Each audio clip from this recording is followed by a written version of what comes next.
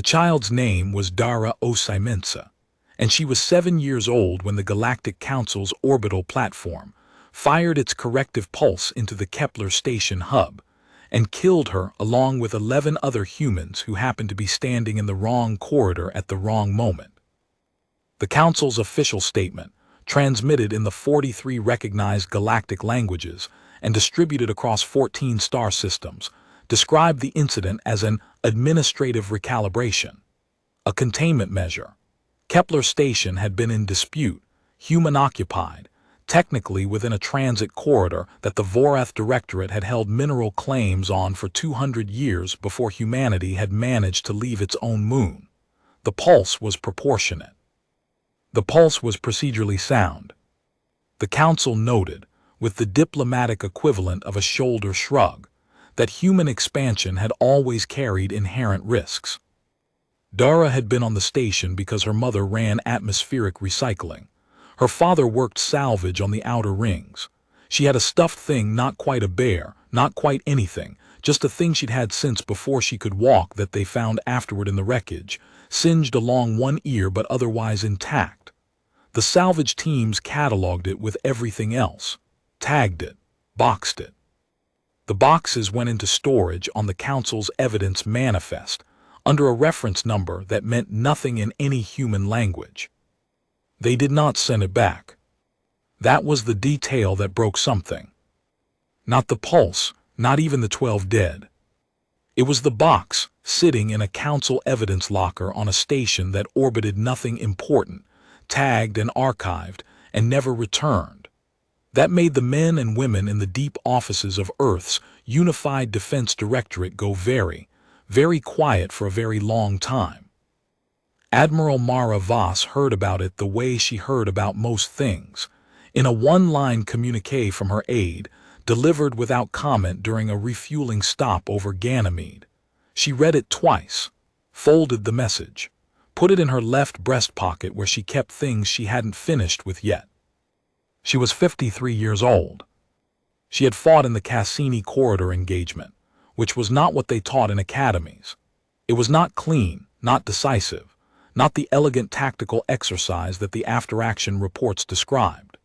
It was 2 weeks of sustained close-range fighting in a debris field dense enough that navigation was as dangerous as the enemy, conducted by crews who were running on stimulants and prayer, and the specific human stubbornness that refuses to acknowledge that a situation has passed the point of recovery.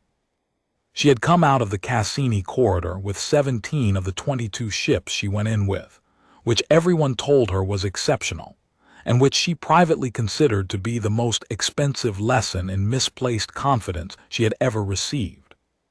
She had served as tactical observer during the Drael blockade, which had lasted 4 years, and had taught her more about patience than she had ever wanted to know. She had personally overseen the decommissioning of 14 warships she had named and crewed, and known the way you know a face.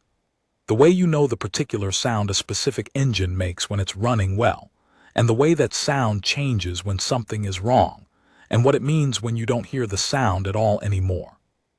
She had a scar that ran from her left collarbone to just below her jaw, not from combat, from a plasma coupling that had blown during a drill, the kind of stupid, ordinary danger that killed more soldiers than enemy fire ever had. She had a daughter about Dara Osimensa's age. She did not think about that often because thinking about it was not useful. She thought about it now. She sat in the refueling bay of the Ganymede station with the one-line communique in her pocket and thought about her daughter, who was currently in school on Titan, who had a collection of small plastic animals arranged on her windowsill in an order that meant something only to her, who had a laugh that came from somewhere deep and surprised her every time, and Mara thought, if someone put her daughter's plastic animals in a box and cataloged them as evidence of an administrative procedure and never gave them back, what she felt in that moment would be the correct response, not the measured response, not the proportionate response, the correct response. She finished her coffee. She went back to the ship. She began working. The Unified Defense Directorate met in full session 3 days after the incident. Mara attended via holographic relay from the *Vasilev*, her command ship, which was currently running silent in the dark between Jupiter and Saturn, with its active signatures suppressed, and its full weapons load secured behind triple redundant locks. She watched the session from a hard chair in the ship's communications bay and said nothing for the first 4 hours. The Council's representative spoke through a translation buffer. The Voreth always did, though Mara had been given good intelligence that they understood standard English perfectly, and simply found the buffer more convenient for the pauses it allowed them. The Voreth were tall beings, bilateral symmetry like most mobile predator-descended species, 4 primary limbs, but with an additional pair of manipulator limbs folded against the thorax that they extended when making a point. Their faces were narrow, their eyes widely spaced, their expressions calibrated for an entirely different set of social signals than human faces were, which meant that humans reading a Voreth face tended to assign the wrong emotional content to what they saw. Mara had learned not to read Voreth faces. She listened to words. The representative explained, with the particular confidence of someone who had never been in a room that smelled like fear and recycled air and burnt insulation, that the Council's position was settled. The recalibration had been lawful. Human expansion would need to be reviewed. There would be a transitional period. Certain human-occupied zones, including 7 currently inhabited stations and 4 planetary approach corridors, would be subject to Council administrative jurisdiction pending a formal restructuring of the Human Territorial Charter. Jurisdiction, that was the word they used. Jurisdiction meant the Council could do what it had done at Kepler Station again, at any of 7 human-occupied stations, at any point that their models suggested required containment. Mara took the message slip out of her breast pocket and held it against her knee. She had been running the numbers for 72 hours, not because anyone had asked her to. Not because she thought what she was calculating would ever actually be authorized. She had run them because she was the sort of person who needed to know, regardless of whether knowing would be useful, and because the thing she had been quietly certain of for 11 years, the thing she had whispered to her counterparts at conference tables and written into threat assessments that no one read and buried in the operational appendices of reports that were filed and forgotten, was apparently going to require demonstrating. The Council did not understand what they had done. Not in the way they thought they understood it. They understood that humanity had responded poorly to the Kepler incident. They had anticipated protests, diplomatic pressure, perhaps the temporary withdrawal of human cooperation from certain Council-adjacent trade routes. They had models. The models were built on 400 years of observing how young species responded to superior force. They were sophisticated models. They had a very good track record. But the models had been built without a serious accounting of what humanity had survived to get here. The Voreth had been space-capable for 8 centuries without major interruption. They had developed in a system with abundant resources and a cooperative planetary ecology. They had never experienced a mass extinction event. They had never faced their own extinction from multiple simultaneous causes. They had never had to solve the problem of staying alive on a planet that was actively trying to kill them, and then move to a space station with the same problem except worse, and then move to another planet with a different set of problems, and solve each one with whatever was available at the time, which was never quite enough, and keep solving them anyway. The Council's models assumed a rational actor would respond to superior force with accommodation. They had not adequately modeled what a species becomes when, for 10,000 years, every time it was told the situation was unsurvivable, it survived. Mara requested authorization for a full fleet mobilization on the morning of Day 4. She framed it as a defensive posture, technically accurate, in the sense that every action she intended to take was technically in response to a Council aggression. The Director General approved it within 40 minutes, which told Mara that the Director General had also been running numbers. She stood on the bridge of the Vasilev and pulled up the full fleet manifest on the main tactical display and stared at it for a long time.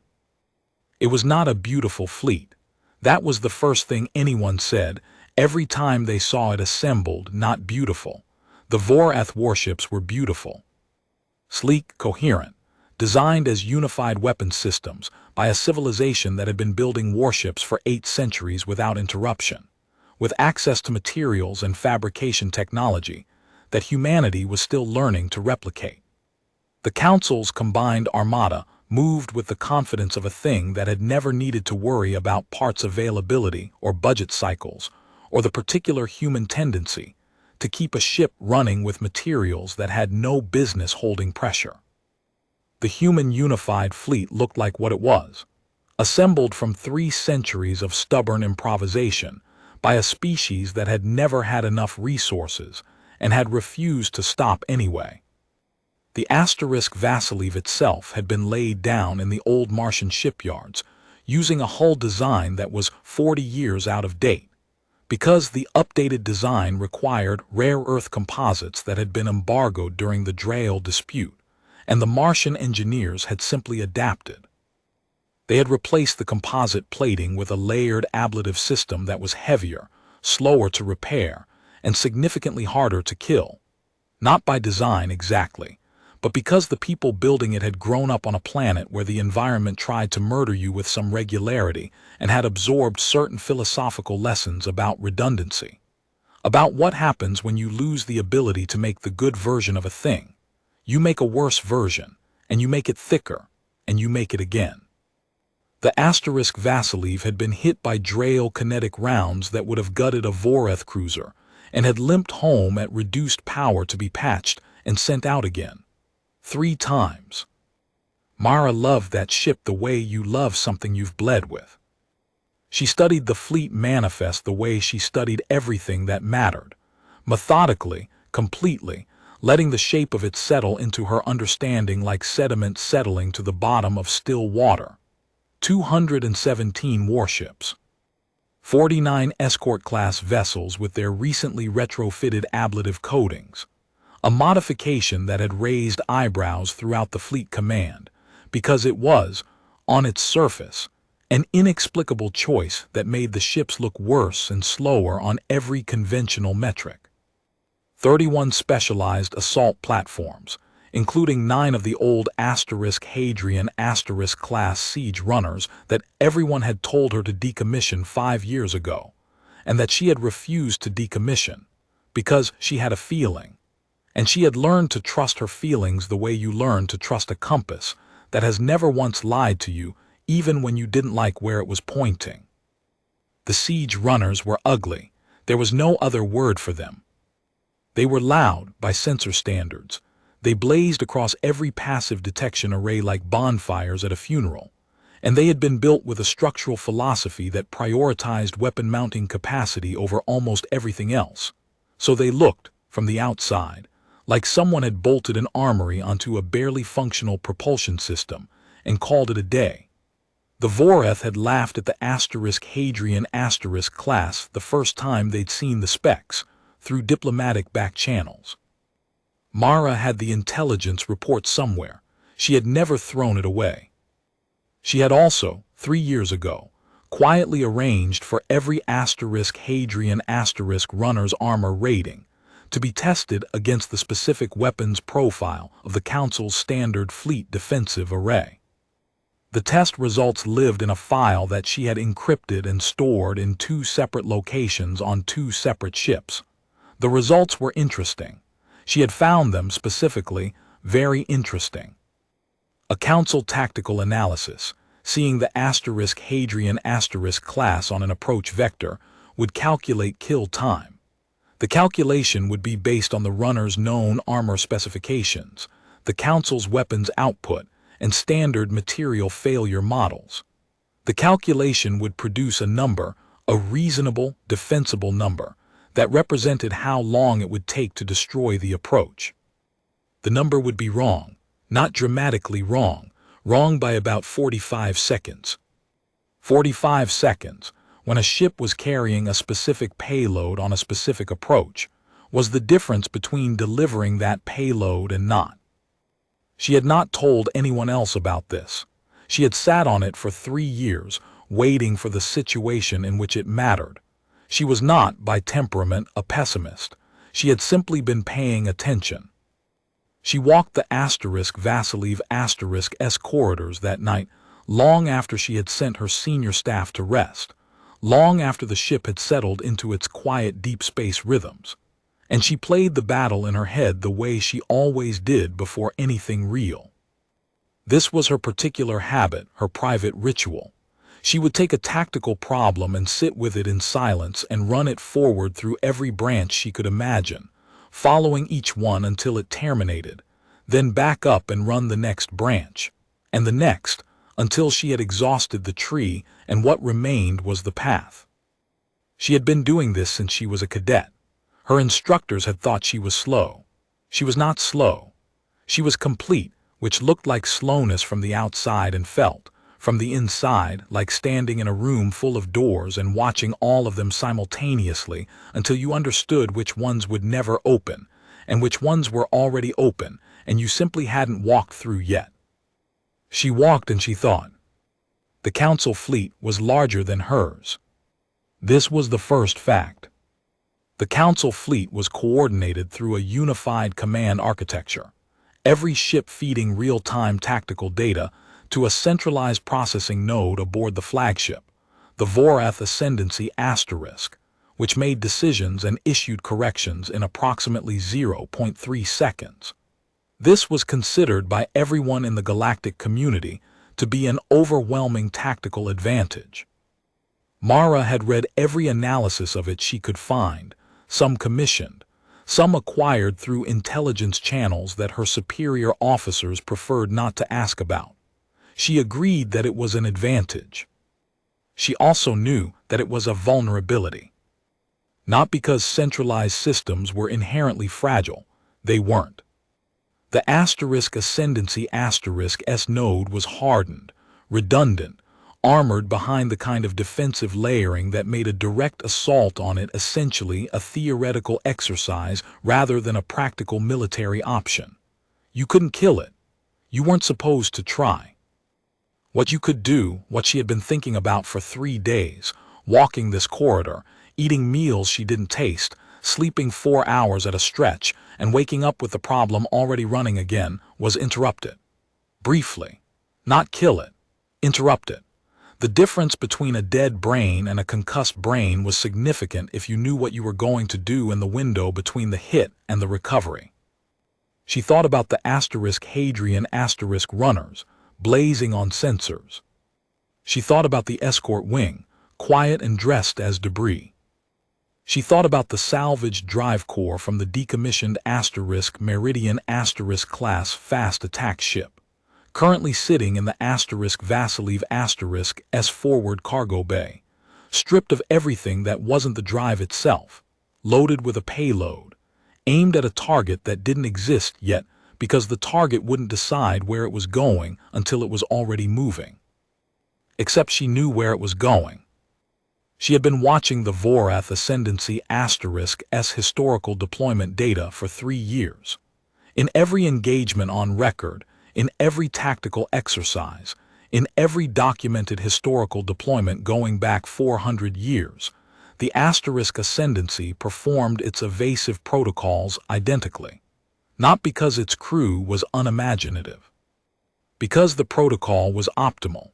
Because the protocol had been developed over 400 years and refined until it was the best possible response, and the best possible response had become automatic, encoded into the command system, executed at machine speed without deliberation.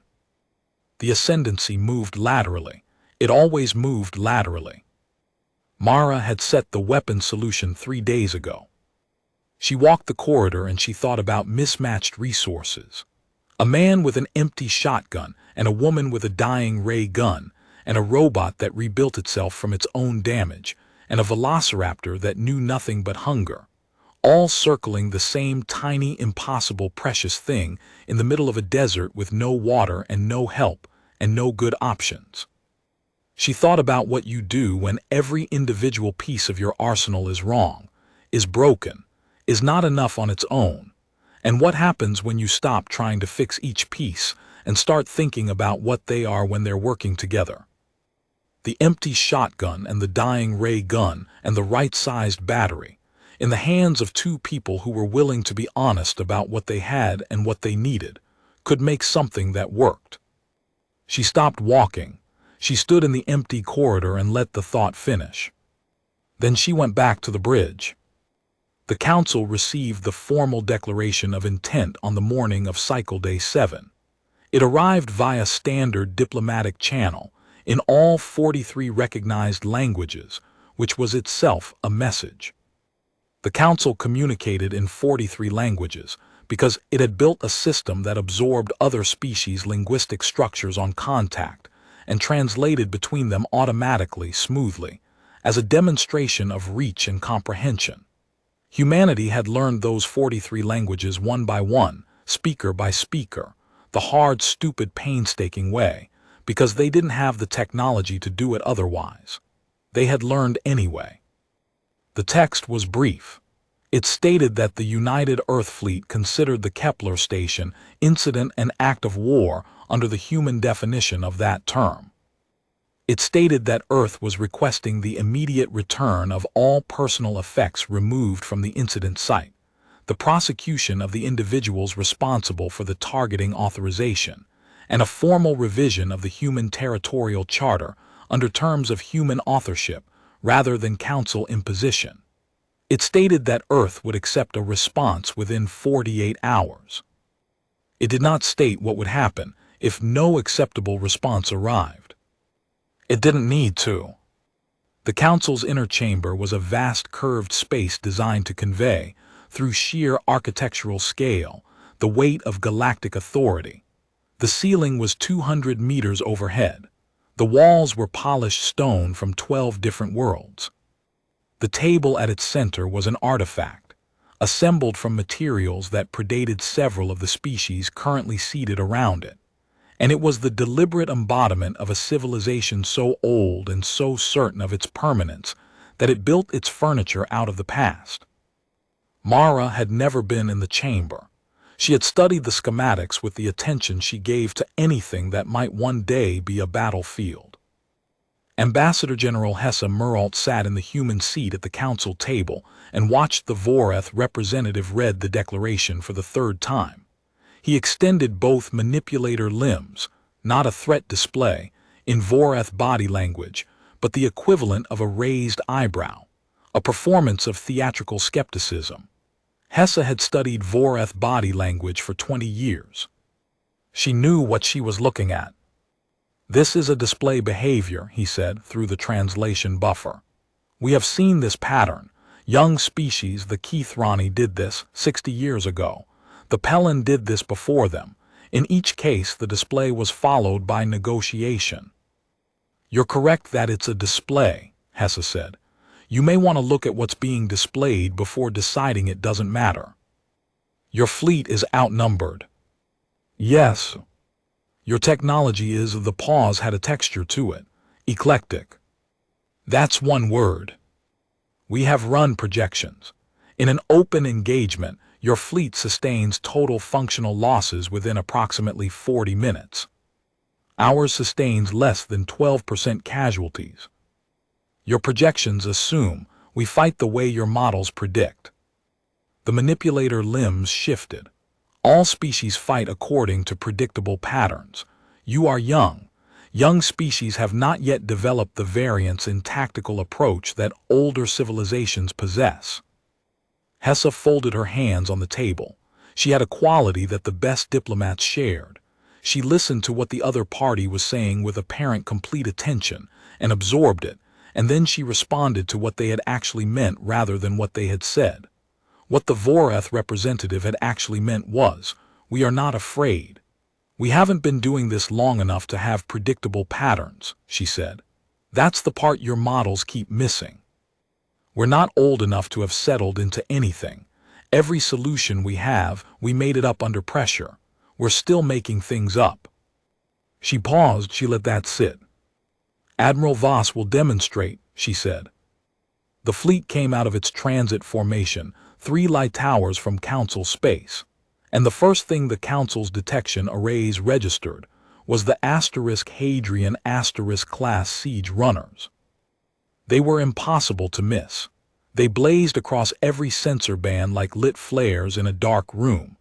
The Council's tactical systems flagged them immediately, categorized them, began processing targeting solutions. The analysis came back in 0.3 seconds.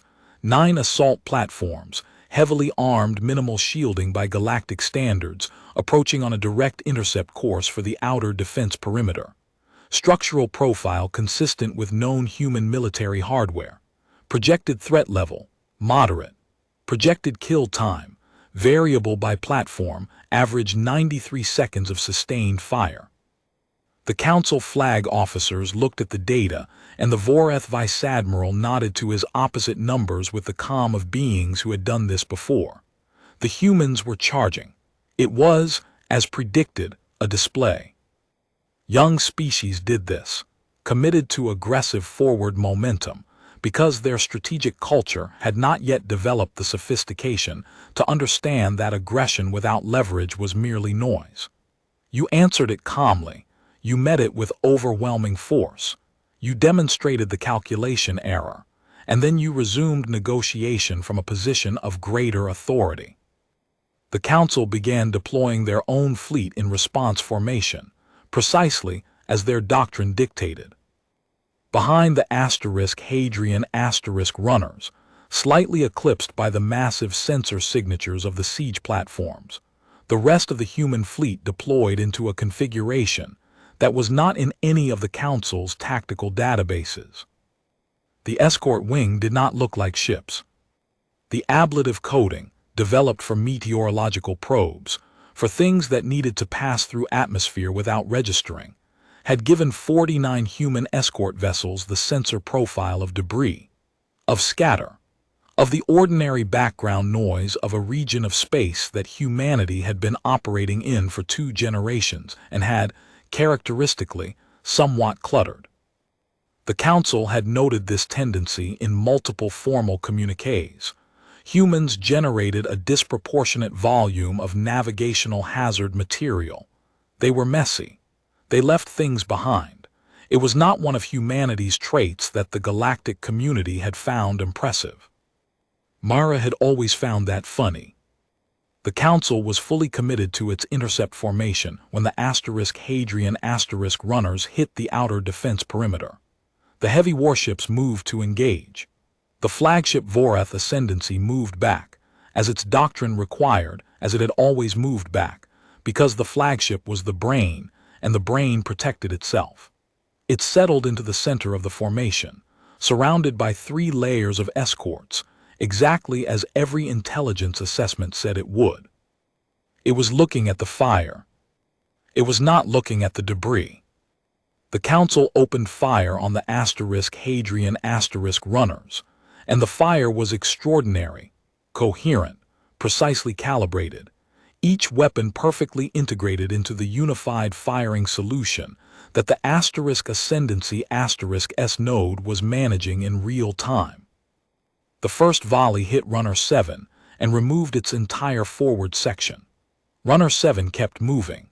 The crew, volunteers, every one of them, people who had read Kofi Osai's words and stood up and said yes, kept moving, because the Hadrian class had been built to keep moving, and because they had decided, before they ever launched, that delivering the payload was the only thing that mattered and the rest was secondary to that. Runner 3 took hits that would have destroyed a Voreth vessel twice its size. Its armor buckled in 3 places. Its secondary drive went dark. The forward weapons array went offline. Runner 3 kept moving. The Council's tactical system, feeding data to the Ascendancy in 0.3 second cycles, began registering an anomaly. The targets were not responding to damage in predicted ways. They were not slowing. They were not deviating. They were not, by any measurable indicator, behaving like vessels whose crew had prioritized survival over mission completion. The system flagged this as unusual. It recommended increasing fire rate by 15%. The Council flag officers approved the recommendation. In the debris field behind the formation, 49 ships that had been drift quiet for 20 minutes began to move. Mara stood on the bridge of the Vasiliev and felt the ship's deep harmonic as the main drives came up and watched the tactical display and thought, "There it is." "Mark," she said. The escort wing lit up. 49 ships shed their false profiles and burned hard on vectors that the Council's tactical system had not mapped, had not planned for, had not allocated processing cycles to account for, because it had been managing 9 siege runners and had categorized the debris contacts as low priority 17 minutes ago and had not reevaluated them since. The Ascendancy S node reevaluated now. 0.3 seconds. The 49 escort vessels covered significant ground in 0.3 seconds. They were inside the perimeter's inner edge before the Council's response fire reached them, and then they were among the escorts of the Ascendancy S own screen. And at that range and that angle, the Ascendancy S outer defensive systems could not fire without hitting their own ships. Mara watched the battle map update. She had run this branch 100 times. She knew which doors opened and which didn't. "Vasiliev forward," she said. The ship came alive around her. She felt it through the deck plating, the sound she knew, the particular harmonic of the drives when the ship was serious, when it had stopped pretending it was a diplomatic presence or a mobile command node, and had become what it actually was.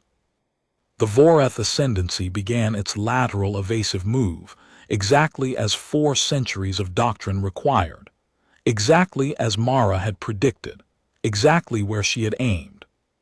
She had set the weapon solution 3 days ago. "Fire," she said. The Vasiliev fired the salvaged drive core, and it left the launch bay at a velocity that rendered shielding into a matter of geometry rather than material, and it crossed the distance between them, and it hit. 11 seconds.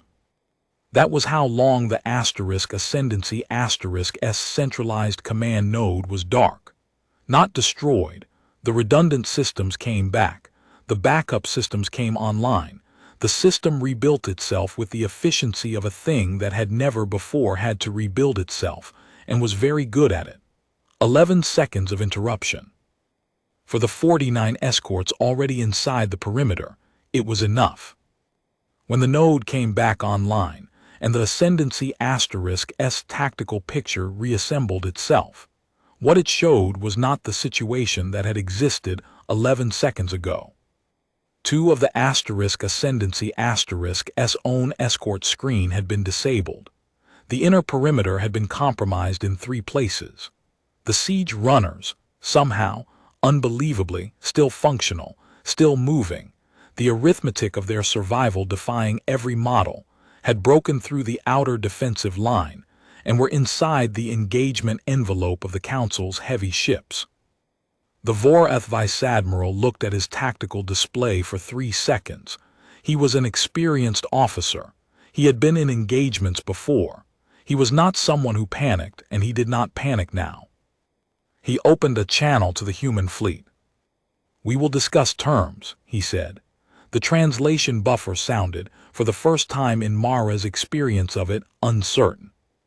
Mara let the silence sit for a moment before she responded. Not theater, she genuinely needed a moment, and she had learned at considerable cost to recognize when she needed one and take it. "Ambassador Muralt speaks for Earth on terms," she said, when she was ready. "My function was demonstration." "What you have demonstrated," the Vice Admiral said, "is a capacity that the Council had not adequately modeled." "Yes. You understand that a full engagement would result in significant human casualties." "We understand that. Your fleet would not survive a full engagement."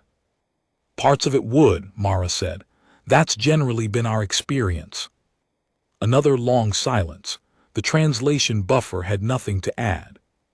The discussion of terms took 11 days.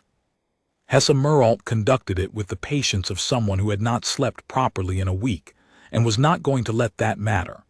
She had sat across from Voreth negotiators before.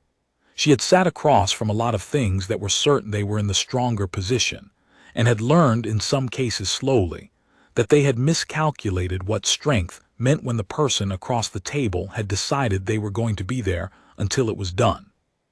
She got the personal effects returned. Every box, every tagged item from the Kepler station incident, clothing, tools, photographs, children's drawings, the particular accumulation of small things that people surround themselves with because small things are how humans mark the space between themselves and the void. Including a slightly singed stuffed bear thing that was returned in a sealed transfer case and collected, personally, by a man named Kofi Osimensa at Lunar Station 4. She did not get the prosecutions. She got accountability hearings, which was not the same thing, and she was clear-eyed enough about the difference to be quietly furious about it in ways she would carry for a long time. But the charter that came out of those 11 days was different from every human territorial charter that had come before it. It established protections that had not previously existed. It established precedent. It created a framework that the Council had not previously accepted as necessary, and that would, going forward, constrain what they could do and how they could do it. It was not justice. It was change. Hesse Meralt had been in this business long enough to know that change was what you could get, and justice was what you kept working toward, and the path between them was the only road that actually went anywhere. Mara was not there for the handover. She was on the Vasiliv***, supervising repairs, reading casualty reports that she had insisted on receiving directly rather than as summaries. The senior medical officer, Dr. Priya Sundaram, who had known Mara for 11 years and was thoroughly immune to being supervised, had told her she could have the direct reports when she'd slept, and not before. Mara slept 4 hours. It was not comfortable sleep. She dreamed nothing she could remember. Then she got up and read the reports. 41 dead, 87 wounded. The Hadrian runner cruise.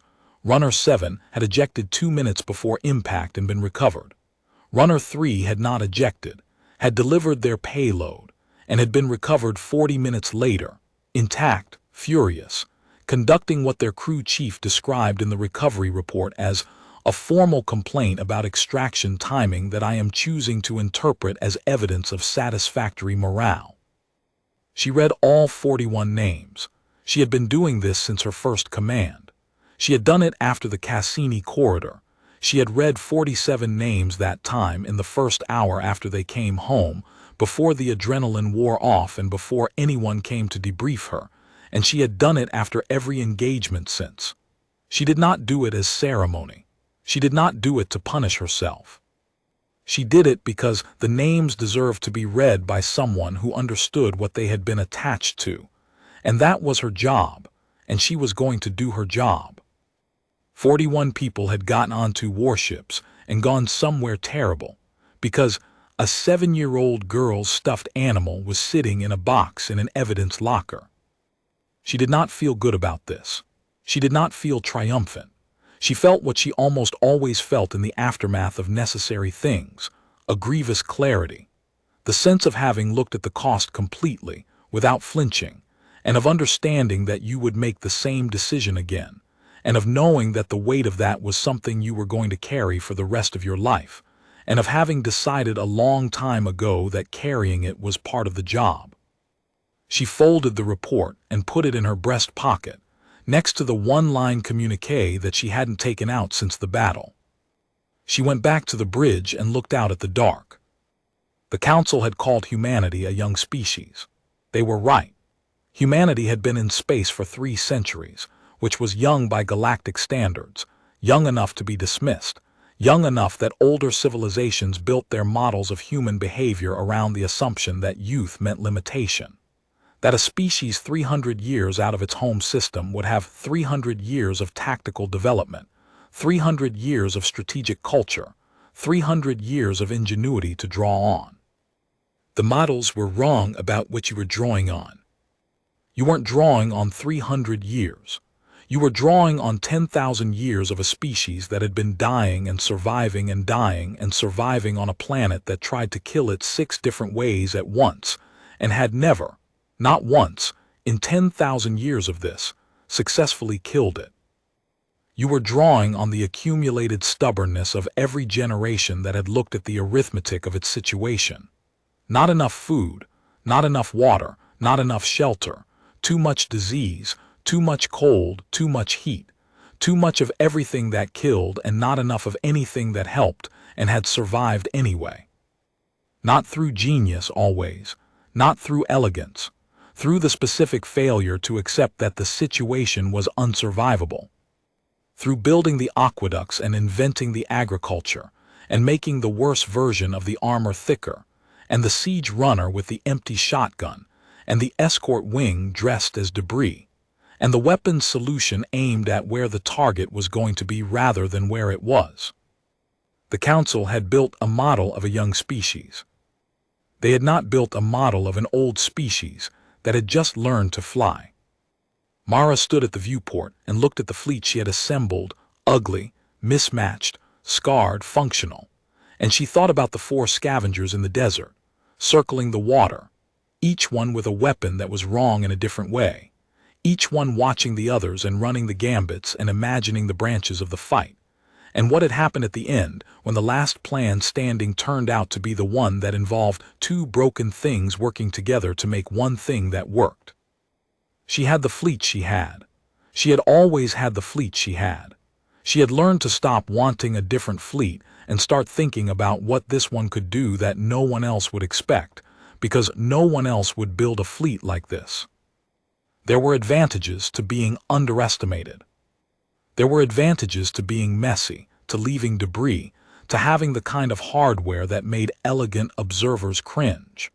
There were advantages to being the species that every other civilization had looked at and thought, they will learn to operate within appropriate parameters eventually.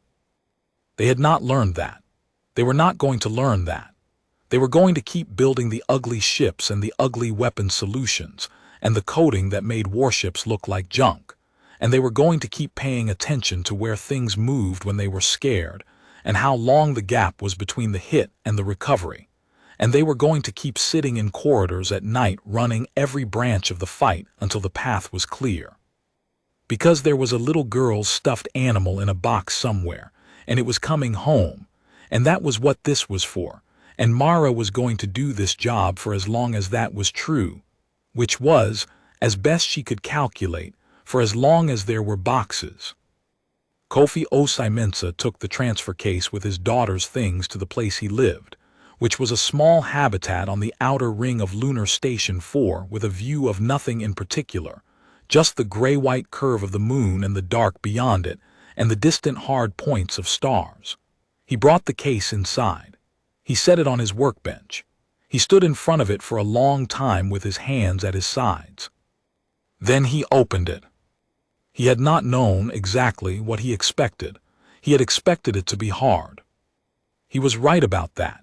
He sat with what was inside for a long time, not counting it, not taking inventory, just being there with it the way you are with things that belong to someone who doesn't anymore. Dara's jacket, a drawing she had done of the station's atmospheric recycling towers, labeled in careful 7-year-old printing with what she had understood them to be. A small electronic reader with a crack in the screen that had been there since before Kepler, since a drop in the habitat kitchen that they had laughed about and never gotten around to fixing. The stuffed thing, which was singed along one ear and which he held for a long time before he set it down. He wrapped it carefully in the cleanest cloth he had and set it on the shelf above his workbench, where he could see it when he worked. He made coffee. He sat in his habitat in the dark, with the shelf above him and Dara's things on the shelf and the stars outside the window, and he let the quiet be quiet. And after a while he put the cup down and pulled up his work log and went back to what he did. He was good at his job. He was very good at finding the recoverable thing in the middle of wreckage that everyone else had written off. He could look at a field of broken and dead material, the aftermath of a collision, the debris of a failed station section, the scatter of things that had been useful once and had stopped being useful in a sudden and violent way, and identify, with a patience that his colleagues found almost supernatural, the part of it that still worked, the piece that could be repaired, the component that was intact inside the damage, the thing worth salvaging. He had not known that an admiral he had never met had watched his words 11 times and kept them in her pocket until they were necessary. He had not known that his daughter's 7 years had been, in some precise and irreducible way, the thing at the center of it all, the tiny uncrossable line, the single pocket of the irreplaceable around which 4 desperate forces had arranged themselves, and from which everything else had followed, the way the water in the desert had been the thing, not the gold, not the glory, not the tactical advantage, just the water. Small, necessary, the thing you could not replace, the thing worth going to terrible places for. He knew that she was gone. He knew that her things were back. He knew that the stars outside his window were, for the first time in 3 years, a place where something had changed. That was enough. It was not enough. It was what there was. He worked. Somewhere 3 light towers away, the Vasiliv sat in parking orbit over Ganymede, being repaired by people who knew its name. Its hull showed the marks of the engagement. New welds replaced plating, the particular scars that accumulate on a ship that has been to a hard place and come back. The marks would fade as the repairs were completed, and then the ship would go out again, and eventually it would accumulate more marks, and those would be repaired too, and the ship would continue. It had been struck by Drao-kinetic rounds 3 times, and had come home 3 times. It was going to keep doing this, not because it was indestructible, nothing was indestructible, but because the people who flew it and the people who repaired it and the people who named it had a very specific failure to accept impossibility that was, as best anyone could calculate, not something that could be educated out of them. And somewhere in a council evidence processing center on a station that orbited nothing important, a series of archived boxes that had once contained the personal effects of 12 human beings were marked returned and closed out of the manifest, because, for the first time in the institutional memory of anyone currently serving on that station, someone had come to collect. They had come a very long way. They had not been polite about it. They had not, would not, for as long as there were children who deserved better, and boxes sitting in the dark, and a species that had never once accepted the arithmetic of its own extinction, stop coming. The galaxy was very old. It had seen a great many things. It had not until now seen this.